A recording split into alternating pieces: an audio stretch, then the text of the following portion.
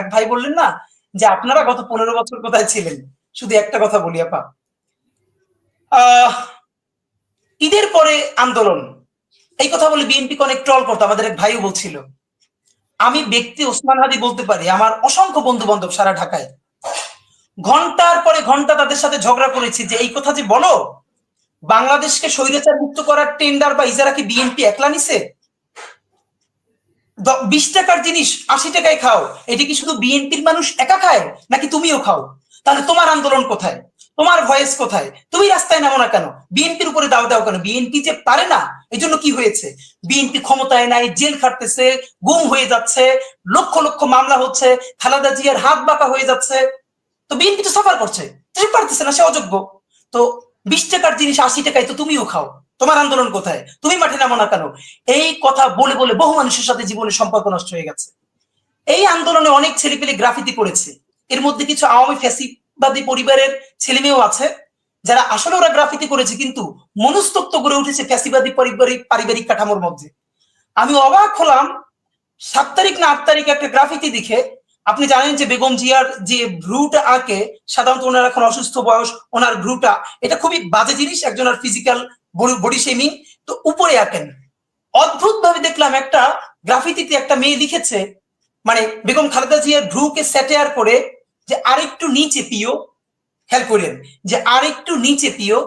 আমি সাথে সাথে সেইটা শেয়ার দিয়ে বলেছি, এই অসভ্যটা কোথায়, তারে ধরেন, বের করেন।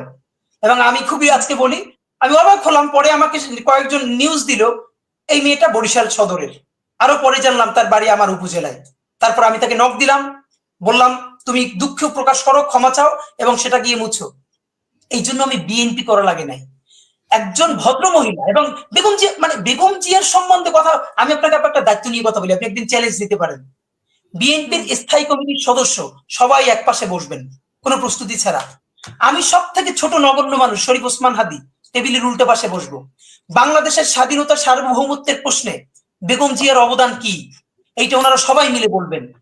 এর চেয়ে আমি কোনো প্রস্তুতি ছাড়া, আমি অন্তত ইভেন্ট ধরে ধরে 100 গুণ যদি বেশি বলতে না পারি, তাহলে জীবনে আর কথা বলবো না। বিকজ আমি এই গ্রুমিং এর মধ্য দিয়ে আমি বড় হয়েছি। বেগম জিয়াকে যেদিন বাড়ি থেকে তাড়িয়ে দেওয়া হয়েছে, তিনি কাঁদছেন, সেই দিনের কথা আমার এখনো মনে আছে, প্রত্যেকটা দিনের কথা। সুতরাং আমি আপনাকে শুধু বলতে চাই, আমরা কোথায় ছিলাম এই প্রশ্নের উত্তর দিব না, শুধু একটা কথা বলি, বিএনপির আন্দোলনে আপনারা বললেন না ভোটের জন্য আন্দোলন, ভাই নিজেদেরকে লজ্জা দিয়েন না। ভোটের জন্য আন্দোলনে যদি আপনারা মানুষ নামাইতে পারতেন, তাহলে তো এই যে 24-এর নির্বাচনই আর হইতো না, যদি বিএনপি পারতো, জামাত পারতো। সুতরাং আমি গ্যারান্টি দিয়ে লিখতে পারি, আগামী 3 বছরও যদি এই সরকার ক্ষমতায় থাকে, বিএনপি বা জামাত ইসলামী বা কোন দল ভোটের জন্য আন্দোলন করবে না, আপনি এটা লিখে রাখেন, কারণ এটা তাদের হোমওয়ার্ক আছে। বিএনপির লক্ষ লক্ষ মানুষের সমাবেশ 5 মিনিটের গুলিতে নাই হয়ে গেল, সেই মঞ্চের সামনে আমি দাঁড়াইছিলাম ঘন্টা, অন্তত 1 ঘন্টা গুলি করার পরেও, যে একজন বড় নেতৃত্বের কেউ আসুক যারা নিয়ে কাকরাইল মোড়ে আরেকটা মিছিল দেওয়া যায়, কাউকে পাই নাই। সুতরাং ভোটের জন্য তাহলে কি এই দল আজীবন ক্ষমতায় থেকে যাবে? দেখেন এই কথাগুলো কেন আসছে জানেন, আজকের এই সুশীলপন্থী সরকারের ব্যর্থতার কারণে। 111-এর সরকার যখন ক্ষমতা এসেছিল, সে এসে কি করেছিল, রাঘব বোয়ালগুলোকে ধরে গ্রেপ্তার করেছিল, জেলে নিয়ে গেছিল, মানুষ খুশি হয়েছিল। আপনি বলতে পারবেন এই সরকার ক্ষমতা আসার পর 1 মাস হোক 2 মাস পর হোক, একটা সচিবকে, একটা পুলিশের বড় অফিসারকে ধরে তারা গ্রেপ্তার করে তারা চালান দিয়ে দিয়েছে?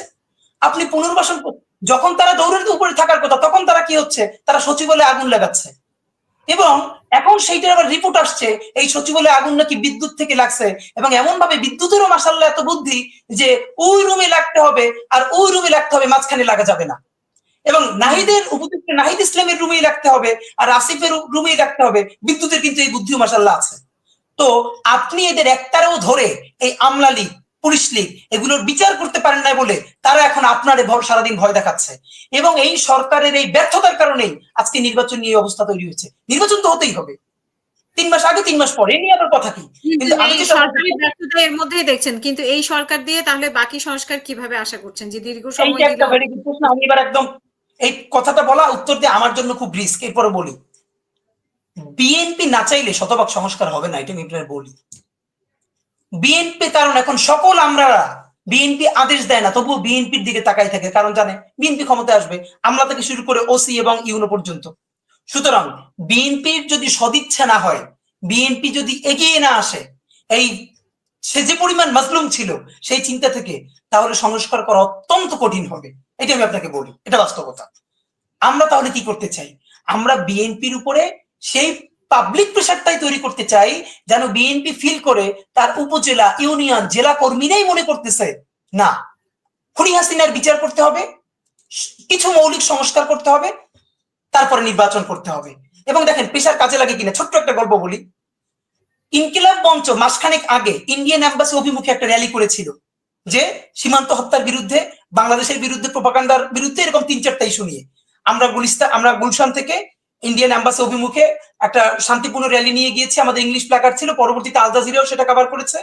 দেখেন আমাদেরকে পরবর্তীতে পুলিশ সেখান থেকে ভ্যানে নিয়ে ইন্ডিয়ান এম্বাসিতে নিয়ে গিয়েছিল। আমরা তাদেরকে 10 মিনিট ধরে ব্রিফ করেছি, ইংলিশে আমরা স্মারকলিপি দিয়ে এসেছি যে আপনারা, ইন্ডিয়ান এম্বাসিতে আমরা বলেছি যে আপনারা আগে যা হয়েছে সব বন্ধ করেন, জুলাইকে স্বীকৃতি দেন, প্রভুত্বের সম্পর্ক বাদ দিয়ে বাংলাদেশের সাথে প্রতিবেশী সম্পর্ক শুরু করেন, আমরা মেনে নেব, কিন্তু প্রধান শর্ত জুলাইকে স্বীকৃতি দিতে হবে, জুলাইকে সম্মান করতে হবে, আর খনিটাকে যেটা আশ্রয় দিয়ে রেখেছেন সেটাকে ফেরত দিতে হবে, আমরা বলে এসেছি। দেখেন বাংলাদেশের মানুষ এটাকে এতটা অ্যাকসেপ্ট করেছে। আমি আপনাকে শুধু বলতে চাই প্রেশার কিভাবে তৈরি হয়, এই প্রেশারটাই আমরা চাই।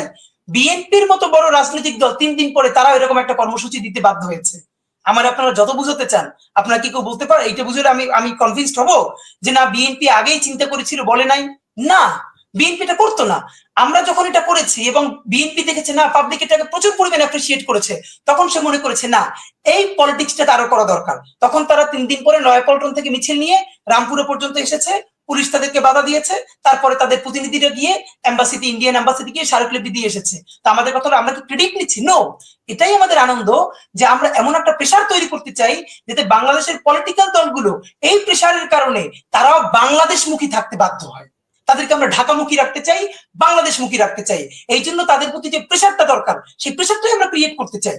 এই তো। তো আমি আপনাকে শুধু লাস্ট কথা বলি, দেখেন আমি নিজেই যে নাগরিক কমিটির সদস্য হয়েও সরকারকে এত সমালোচনা করে, এটা কিন্তু আমি করি।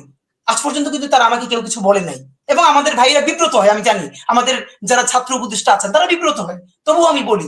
কিন্তু সকল বিব্রত হওয়ার পরও আমি আপনাকে বলি, উপদেষ্টা নাহিদ ইসলাম যেদিন 1 দফায় স্বাক্ষর করেছেন, সেদিন 1 দফায় আসলে স্বাক্ষর করেন নাই, তিনি তার ফাঁসির আদেশে স্বাক্ষর করেছেন।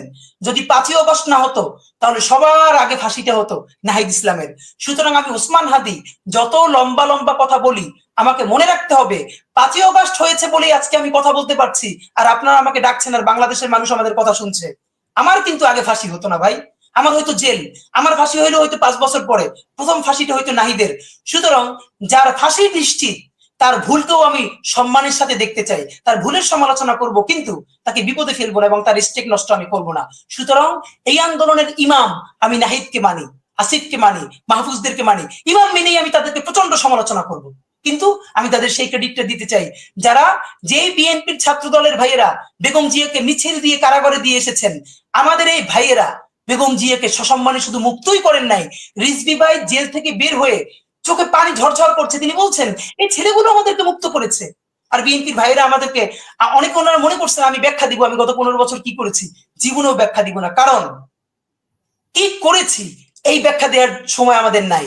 শুধু আমরা বলি বাংলাদেশের জন্য বিএনপি কে প্রয়োজন, সারা বাংলাদেশের জন্য বেগম জিয়াকে প্রয়োজন, এবং জুলাই বাঁচানোর জন্য একটা বড় পলিটিক্যাল কনসেনসাস প্রয়োজন। আমি এখনো বিশ্বাস করতে চাই বাংলাদেশের বড় রাজনৈতিক দলগুলো ছাত্রদেরকে ডেকে আদর করে একটা চূড়ান্ত মীমাংসায় পৌঁছবেন এবং জুলাইয়ের স্বীকৃতি দিবেন, একটা ঘোষণাপত্র তৈরি করবেন।